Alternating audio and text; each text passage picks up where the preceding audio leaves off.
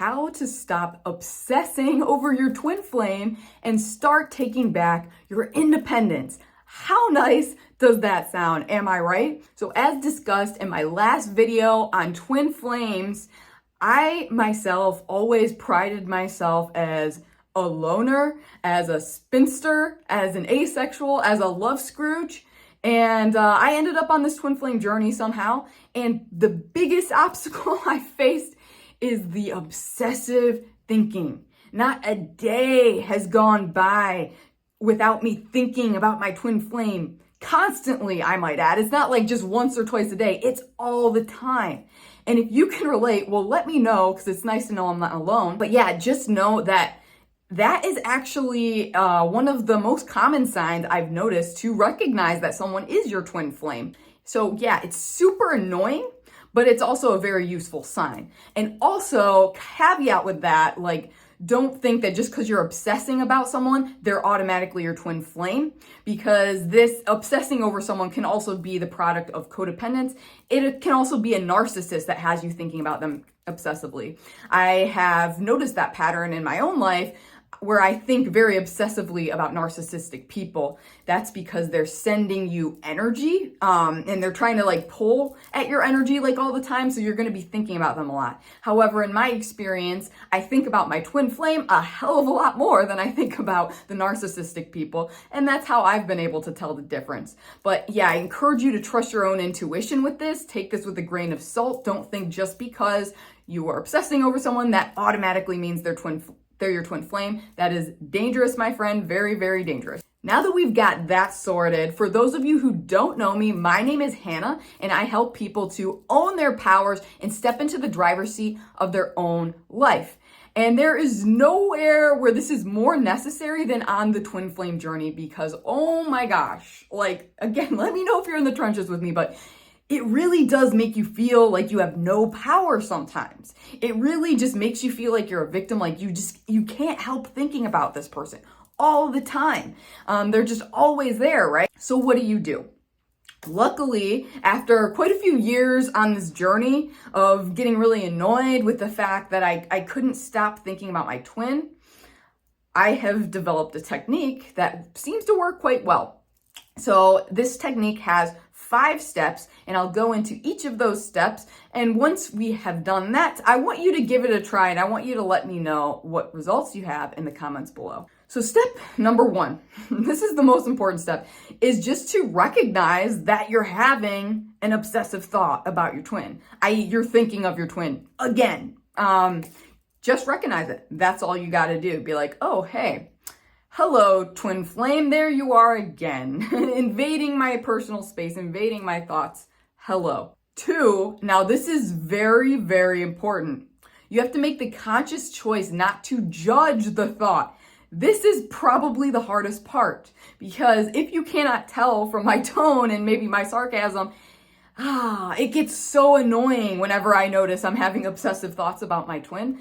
It gets really old. Am I right? It gets really old when you're just constantly thinking about this person all the time. You try to distract yourself, and yet at the end of the day, they're always there, right? Well, the reason this happens is actually because when you meet your twin IRL, you have this soul merge thing. So literally, like, your souls kind of merge, and even your chakras can merge during this time, and you start to become one. So that's why you're always thinking about each other, even when you're physically quite far apart or you're not in communication IRL. And as such, because you're connected, it's important not to judge when you have these thoughts, because when you have that thought and you're like, God damn it, I am thinking about them again, you are giving that energy to your twin. You are perpetuating that separation. You're sending them anger or frustration or just all around like doneness. And you're basically just perpetuating your separation phase. So it's important, first you recognize that you're having a thought about your twin, then you make the choice not to judge it. And don't judge yourself if immediately you judge the thought, because you can always choose then to not judge the thought. Number 3, once you have made that choice, You now can make the choice to send love to your twin flame instead, because the twin flame journey is all about that unconditional love, my friend. And it's about anchoring these high frequency energies of unconditional love onto the planet. And know that we create our reality through our choice. Choice is like magic, it's power. We create reality through choice, through intention. So even if it feels fake to send love to your twin and you're not feeling it in that moment, decide to do so anyways. Eventually, after lots of repetition, this will get into your subconscious and this will change things so that it becomes really natural and that you really actually are sending love to your twin in these moments. It's basically a fake it till you make it sort of thing.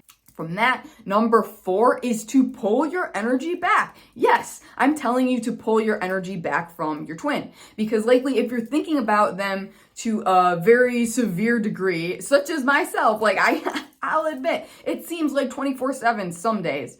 There is a part of that is going to be codependence and you kind of seeking energy and love from your twin, even if you're not conscious of it. It's just like a thing that can happen on this journey, sort of like a security blanket, if you will. So you've got to be really conscious about pulling your energy back, and that is pulling your energy back, not cutting it off. Okay, cord cutting ain't gonna work with your twin. I'm afraid to admit that.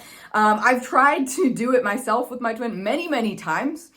It doesn't work. And that in and of itself may be another important sign that someone is your twin, is if you've done so much cord cutting, all of the cord cutting, and you still can't stop thinking about them. You still can't really release them. Because again, you've had that soul merge. You're the same soul. It's literally impossible. I'm sorry. I'm sorry if I'm the first one breaking this to you, but it's literally impossible to fully disconnect from them once the soul merge part has happened. Again, we don't want to get this confused with narcissistic people, toxic people, because in these situations too, when you're cord cutting, it may take many waves of cord cutting to finally cut that connection, to sever that connection fully. However, with those relationships, you'll likely notice with the cord cutting that it gets better and better each time you do it, that you make improvements there. With your twin, it's not going to really have any effect at all. So instead, that's why we pull our energy back. So I like to visualize that my energy is going out all chaotic, like a bad hair day, going out to my twin, and he's pulling it from me maybe. And then I imagine that real zen, I just pull it back like I'm reeling in a kite or something, just pulling my energy back. And then when it gets back into my auric field, I imagine I'm taking it like a hose and I'm plugging it into my crown chakra and just anchoring myself back into source, back instead of my twin. Because this twin flame journey, it's all about self-love. So you want to get your love from yourself, from source, rather than your twin, which is the knee-jerk reaction that we tend to do. So you anchor yourself back into source, and then if it helps, you can also imagine that you're sending that specifically to a part of you that needs love in that moment, whether that's your inner child or your shadow self or a past life even. Just sending that love to that part of you that is hurt in that moment. And that will start to shift things, believe it or not. It may take a while to see results, but I have already seen results. I've just been doing this for a few weeks now, and I feel so much lighter and more empowered and more liberated. I feel like the old me. And I know I'll never truly get back to being the old me, and I never want to be, quite honestly, because of all the level ups I've had on this spiritual path. But I do have that sense of independence that I used to have, and it feels so damn good, let me tell you. So there you have it, friends. That is my cheat code. That is my life hack for stopping the obsessive thinking about your twin. I would love it if you could give that a try and then let me know in the comments your results, whether you try it today and you notice results instantly or down the line you do.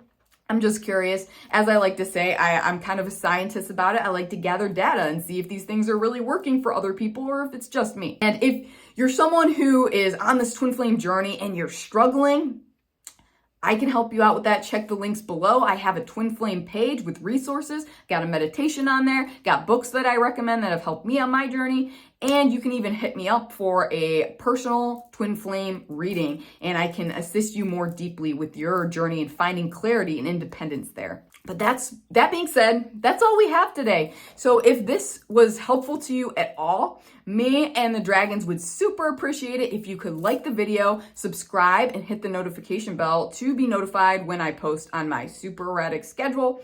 I mean, of course, me and the dragons will love you forever, regardless, but it certainly helps the algorithm along when we're giving it little nudges like this, and it allows people to find information on dragons or twin flames or increasing psychic abilities that they might not otherwise be able to find. So as always, I thank you, I bow to you, stay awesome and stay powerful.